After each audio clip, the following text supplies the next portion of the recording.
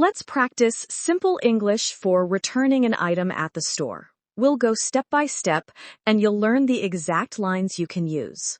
First, the opening line. When you reach the counter, keep it simple. I'd like to return this. Say it with me. I'd like to return this. This is the most common way to start. Sometimes the staff will ask why. You don't need a long story, just a short, clear reason. It didn't work for me. Say it again. It didn't work for me. This is polite and neutral. Another normal option is, it wasn't what I expected. Repeat, it wasn't what I expected. Next, they might ask for the receipt. If you have it, say, yes, I have it here. Say it with me. Yes, I have it here. If you don't have it with you, say, I don't have it with me. Repeat, I don't have it with me. Both are completely normal. Now answer how you paid. You can say, I used my card. Repeat, I used my card. Or say, I paid in cash. Say it again, I paid in cash. If they need your name or phone number, keep it easy.